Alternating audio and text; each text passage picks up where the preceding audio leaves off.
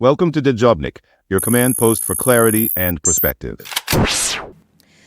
Now, an important update from COGET, which coordinates and facilitates humanitarian aid entering Gaza.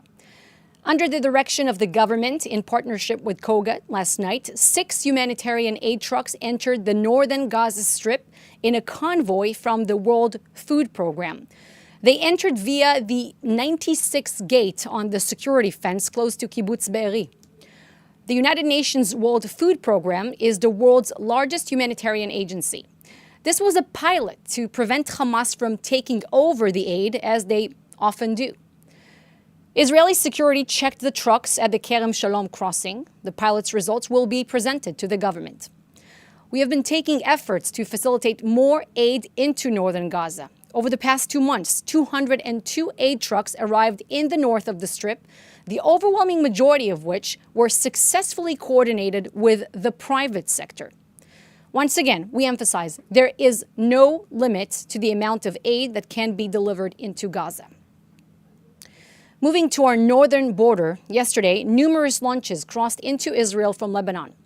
The IDF responded with artillery to the sources of the fire. IDF fighter jets hit Hezbollah targets in southern Lebanon, and deep inside Lebanon, we hit significant Hezbollah compounds in Baalbek. In Syria, the IDF hit 2 Hezbollah military installations. These strikes, as ever, were based on precise incriminating intelligence. Now, to be clear, and for the avoidance of doubt, we hold the Syrian regime responsible for all terror emanating from its territory. In the last 5 months, the IDF has struck 4,500 targets in Lebanon. More than 300 terrorists are no more. We remind you that we have more than 60,000 Israeli residents displaced from the north following Hezbollah's aggressions. We will restore security for them and bring them home. And just released for publication, I can confirm that the IDF eliminated a significant Hamas terrorist in Lebanon, Hadi Ali Mustafa, advanced terror attacks against Israeli and Jewish targets around the world. He operated under the direction of Samir Fendi, one of Saleh el-Arouri's associates who was killed together with him. As for the holy month of Ramadan, I remind you that Israeli security forces are investing major efforts to guarantee that the overwhelming majority of Muslim worshippers who wish to practice it peacefully will be able to do so.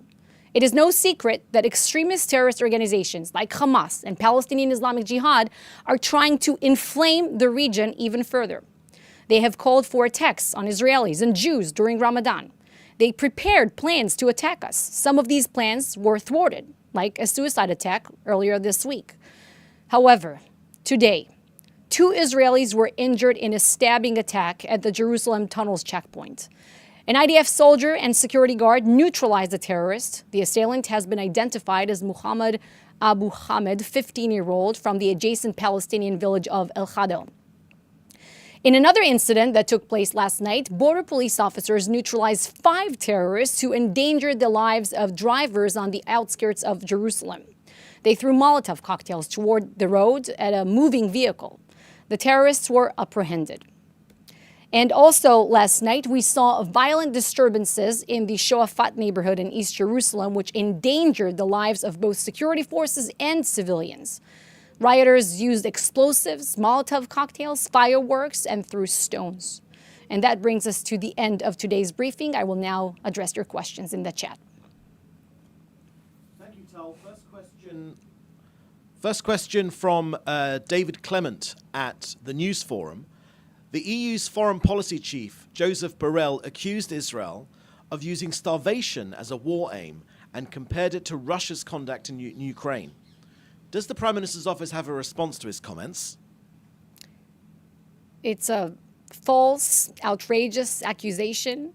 It's an outrageous comparison.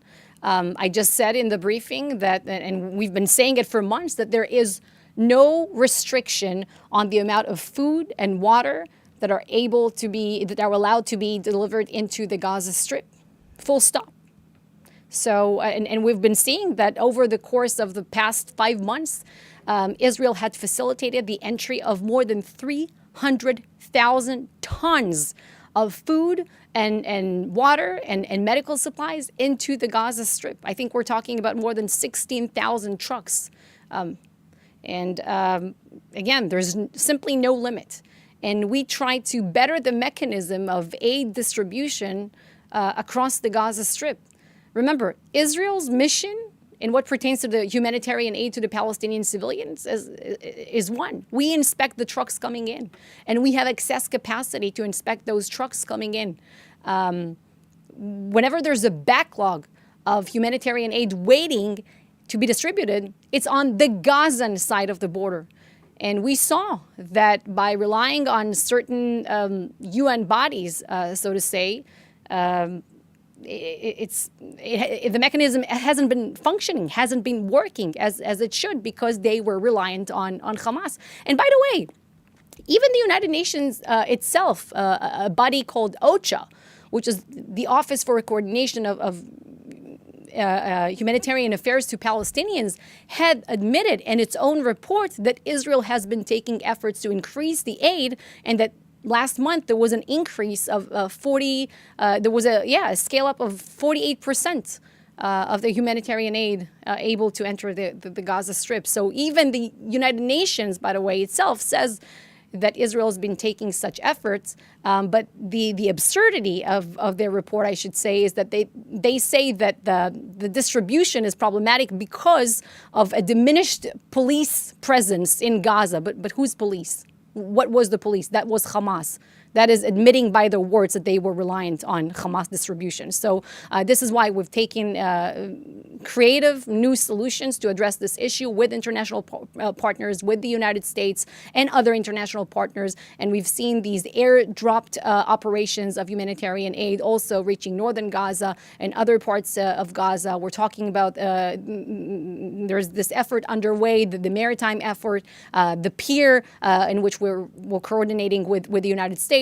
So, and just today, as I stated in the briefing, the trucks entering, reaching the northern Gaza Strip, also something, this pilot that we also want to see successfully carried out.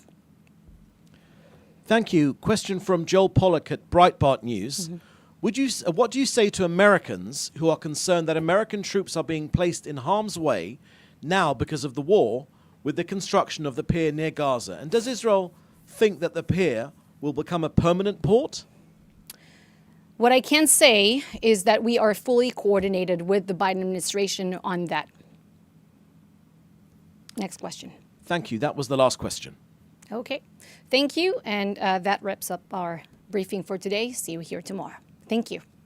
Thanks for watching. Drop a comment below. Don't forget to like, share, and hit subscribe to stay updated with our latest content. Until next time, stay informed and inspired. This is Dejobnik signing off.